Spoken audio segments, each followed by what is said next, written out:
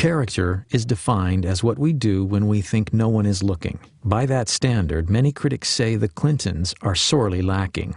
On January 20th, 2001, President Clinton issued 140 pardons on his last day in office. Those pardoned or receiving commuted sentences included cocaine trafficker Carlos Vignali and the biggest tax fugitive in U.S. history, Mark Rich. As much as those pardons reveal about Bill, an earlier pardon may have revealed even more about Hillary's character and her willingness to do anything to get elected. I remember the first Met game my dad took me to, and we were sitting at the very top of Shea Stadium. It was probably 1971. It was just a beautiful day out with my dad. You know, he loved the Mets, he loved his sports. That's one thing that I'll never forget, sort of being in the car with him and being at the game with him, just enjoying his presence. It was an idyllic childhood, to be honest with you. I couldn't have asked for a better childhood up until I was 9. My dad was a very decent, honest family man. As a matter of fact, on that day, January 24th, he was looking forward to coming home that Friday, celebrating my brother's 11th and my 9th birthdays. It was going to be a big family event for us.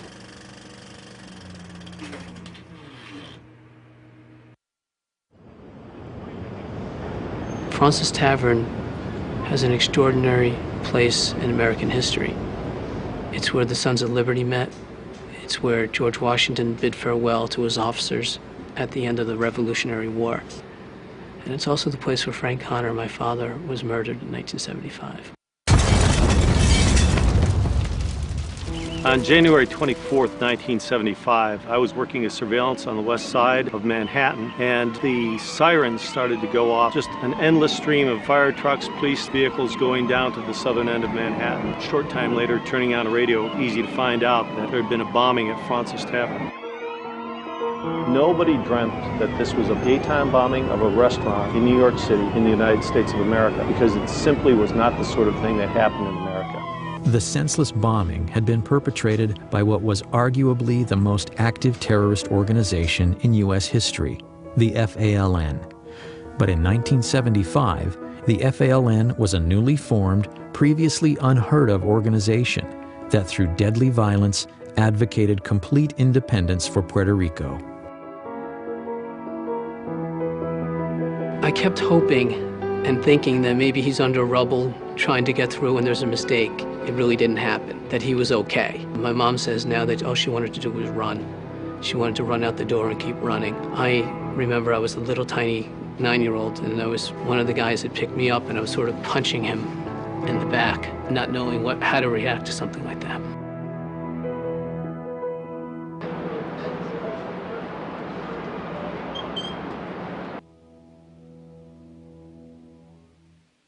Joe, this is the Bissell dining room at Fraunces Tavern, and this is the room that suffered most of the damage in the bombing on January 24th, 1975. The bomb was placed actually just on the opposite side of these doors. Waiters and some of the other witnesses remember seeing somebody come through this door carrying a large duffel bag. He looked around the room. One of the waiters was about to approach him and tell him that he had to leave when he stepped back out. Apparently left the bomb outside. This was a typical FALN device. It was a quantity of dynamite, included propane tanks, which was one of their trademarks in building their bombs in the early days, and a simple timer, a wristwatch altered to serve as a timer to set off the device. So he knew when he placed it that essentially the people that he had seen were going to feel the impact of it. Absolutely. He knew that he was committing mass murder, no question about it. Where would my dad have been sitting in relation to this table? I believe your dad was sitting at the end of the table here, Joe, and would have been one of the first people hit by the blast of the bomb.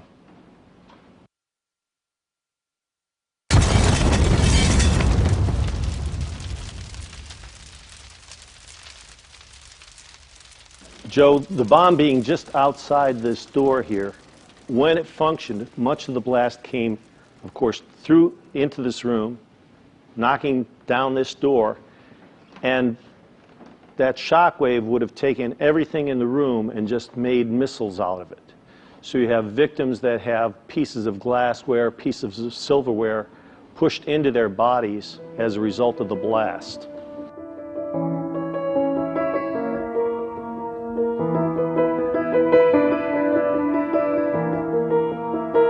Rick, do we know why they chose the time, the place, the day? The communique that they left said that they were trying to kill capitalist, imperialist pigs in Francis Tavern, and specifically cites Francis as being the target. 4 died, and more than 50 were injured. It was a typical FALN operation, one of over 130 bombings between 1974 and 1983. But on that crisp winter day at Francis Tavern, no one could imagine what the future held for the murderous members of the FALN. Hillary's biggest problem running for the Senate was that she wasn't a New Yorker. And how is she going to appeal to the specific ethnic groups that make up the New York State electorate? So, in September 1999, right in the middle of her Senate campaign, she was approached by City Councilman Jose Rivera, who really is a spokesman for the Hispanic community in New York, who gave her a packet urging the pardoning of the FALN terrorists. And included in the packet was a letter to Hillary asking her to use her influence on her husband to get these pardons granted. And 2 days later, they were. Freedom came today for most of the 14 Puerto Ricans who accepted President Clinton's controversial gift of clemency. 11 of them, who describe themselves as nationalists, some others describe them as terrorists, were released from federal prisons around the country. It made no sense. Not one of the incarcerated FALN terrorists had requested clemency or had expressed any remorse. In fact, prior to that action, the Clinton administration had granted clemency in just 3 cases out of over 3,000 applications, according to the Office of the Pardon Attorney at the Justice Department. It was putting a political agenda of the Clintons above my father's life. Sandy Berger appeared on television a day or 2 after the pardons were granted, or after the clemency was granted, and stated that these people were not personally involved in violence. That's simply not the fact. In this case, these people were convicted of planting 36 bombs in Chicago. If that's nonviolence, then Mr. Berger's dictionary is a little bit different than mine is. The Department of Justice received a memo from the FBI saying that under no circumstances should these people be released. The President of the United States, who had access to all this information, ignored the facts of the matter. You have to ask yourself, who benefited from this besides the terrorists themselves? It's my view that have concluded the only other person that could have benefited from this was Hillary Clinton. The Senate, on a 95-2 vote, later denounced President Clinton's FALN clemency. Candidate Clinton claims she is the most experienced. Her husband claimed she was intimately involved in his administration. And yet, Hillary said publicly she had, quote, no involvement in or prior knowledge of the decision. Obviously, she knew about it. Obviously, she asked Bill to do the pardons. And obviously, when she says she knows nothing about it, she's not telling the truth.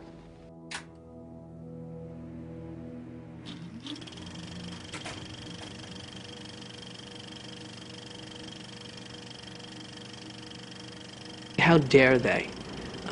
My father was a decent, honest family man, and he was being forgotten or used as a political pawn by those people who didn't have his decency, didn't have his family values, and wasn't the kind of man that my father was.